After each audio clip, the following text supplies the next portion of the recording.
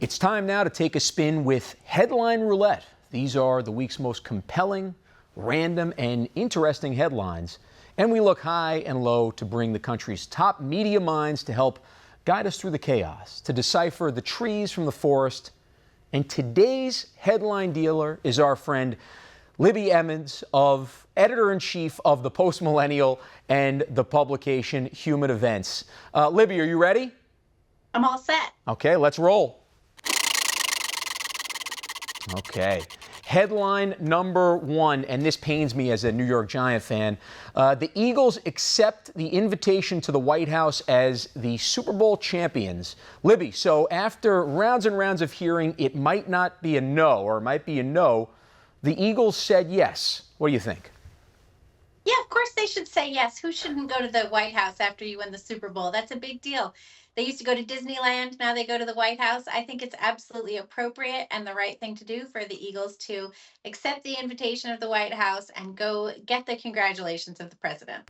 You know, Libby, I worked in the White House last time, and I remember the Eagles accepted, and then 72 hours before, this is absolutely true, they sent us their list of players that were coming, and 4 players basically had done this. That's because Jeffrey Lourier, who's the owner of the Eagles, a big, at the time, I guess, Biden supporter, Obama supporter, now Kamala supporter.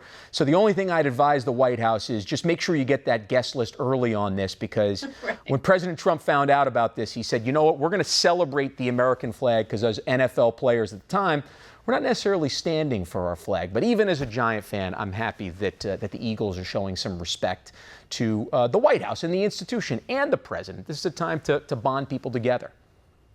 Yeah, I totally agree with you. This is one of those things we get as Americans. This is our bread and circus. You know, this is the circus part of that. It has nothing to do with politics. It has everything to do with achievement and a fair contest. And getting congratulations from the president is something that all players should be happy to accept, regardless of their political affiliation. It has nothing to do with that. Amen, Libby. Well, let's go to headline number 2, which sadly is a lot more sober. Who was Jamie White, InfoWars reporter, murdered in Austin, as Alex Jones says? Your thoughts on this, Libby? Yeah, I watched Alex Jones's report on this yesterday, along with so many other people. I have the utmost sympathy for Jamie White's family and for his colleagues at InfoWars. Alex Jones reported on the incident. Apparently, Mr. White was murdered in his apartment complex on Sunday evening. Police were called. He was taken to a local hospital and was pronounced dead.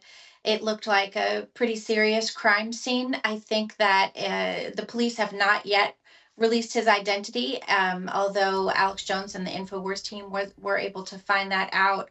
Alex Jones said that Jamie White was one of their best reporters.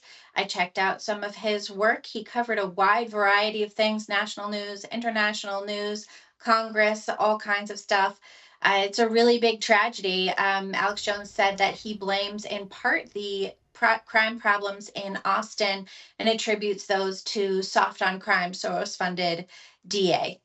Yeah, it really is. As somebody, and I know you're a New Yorker as well, and you know, somebody who lives in a city that sadly has Soros-funded DAs from New York to Brooklyn to the Bronx. Especially brag in Manhattan, as we've seen with the Trump trial. The dangers of this, can come to your front yard any day. Mm-hmm. Yeah, it really is tragic, and to wipe out a young talent at this point in his life, a very young man, from what I understand, it's really quite a shame. And I think that leaders in Democrat-run cities should be looking out for their citizens. They should not allow their empathy for criminals to destroy their responsibility of providing safety and crime-free streets for the citizens of those cities. You know, I'm so glad that you say empathy and looking out for actually the people that are living in these cities, because that's the thing I think that is lost in so much of the leftist media here. There's a lack of empathy actually for New Yorkers, for those that live in Austin, in Los Angeles, in so many of these cities, Chicago, that are actually that want to raise their family in these cities in a safe place. There's a lack of empathy for those people that are just trying to work hard, get through, get by, and actually have their public services work for them. And it's not the hardworking police officers, as Alex said in his report. They responded in 2 minutes. I mean, amazing when you think about it. But it's the policies that's coming down, sadly, from many of these state houses and city halls. Yeah, it sure is. And you definitely see that in New York. Alvin Bragg, Kathy Hochul, all of these people, they really have pushed soft on crime policies. They say, bail reform, which basically means you're letting people out, criminals out on bail who should be in jail waiting trial because they're just too dangerous to be out in the streets. We've seen in New York people, following young women home, murdering them in their apartments. It's absolutely horrendous. And the people who deserve the empathy are, as you say, the law abiding citizens who are just trying to get to work, raise their kids, and lead decent lives, especially in a city like New York. And I'm sure this is true in a lot of them, but especially in New York, quality of life is the main thing. If your trash isn't getting picked up, if the subways aren't safe to ride, if the cops aren't responding, you have real problems. You can't get through your day. Well, when you say quality of life to a Giuliani, you're singing to the choir over here. So I'm with you there. Let's go to headline number 3 here, Libby. And this is in my home borough, a borough away from you over here. Judge blocks the deportation of pro-Hamas Columbia student activist amid protests in Manhattan. Libby, did this judge swear an oath to the Constitution? What are your thoughts? Well, it is pretty interesting, and I do. I probably disagree with you here. I agree with the judge. I think Really? that it makes sense to take a closer look at this case. Mahmoud Khalil was arrested on, I think, Saturday night, and he asked for a warrant. His attorney asked for a warrant, and he was not provided with a warrant. So that's a Fourth Amendment thing to me. A lot of people are talking about First Amendment here, but I do think that it's not a great thing to arrest someone without providing a warrant. I remember when Trump's Mar-a-Lago home was searched, it was a very big deal that nobody could see the warrant. And I feel similarly in all cases that those who are arrested deserve to know why they're arrested. There was an article out from the Free Press this morning that spoke with someone in the administration who said that uh, Khalil had not been charged with a crime. He hasn't even been investigated for a crime. Instead, it's about his participation in these pro-Hamas rallies and protests that were happening at Columbia University that the university absolutely had no control over and really should have put a stop to quite early on. They only brought in the NYPD after a administration building, Hamilton Hall, was occupied for a period of time.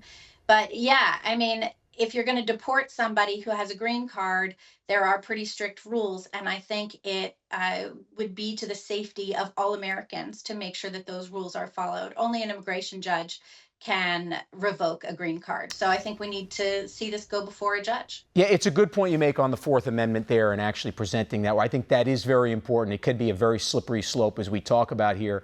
Going in a little bit more on Khalil, though, I look at him obviously as somebody that might not have the constitutional protections that some citizens have, especially as he's, I think, espousing the doing some of the duty work, the public relations for a terrorist organization like Hamas.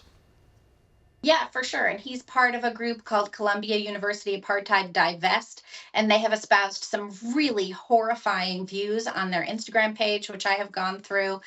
They are opposed to Western civilization. They are opposed essentially to Columbia University, which is crazy. They link the war in Israel with Columbia's expansion of the Morningside campus, which is absolutely crazy. I mean, Columbia's real estate deals similar to NYU's real estate deals. They're New York real estate deals. What are you going to do? It has nothing to do with Israel. So yeah, I think that also he's only been in the country a year, so he managed to get his green card rather quickly. He came to the U.S. I think December 2023. So that's a pretty short period of time. And if he is liable for deportation, if he has violated the terms of his green card, then for sure he should go back to, I don't know if it's possible to send someone back to Syria at this point, but Egypt or Jordan or somewhere else for sure. But I think that that does need to be adjudicated before an immigration judge. And we need to make sure that when we're doing these mass deportations, when we're ejecting people who are espousing views that are anathema to the Constitution and to our democracy, we need to make sure that we're doing it right. And that's really important. What are we if not a nation of laws upholding the Bill of Rights and the Constitution? That's our entire identity, and we need to make sure that we follow it. Well, Libby, interesting points here. Thanks for joining us. I really appreciate it. Thanks so much, Andrew. We've had some good conversations this night, especially the last couple of blocks over here. So that's all the time we have. Thank you very much for joining us. We'll see you tomorrow. I'll be back again filling in for Chanel. Have a good night and God bless.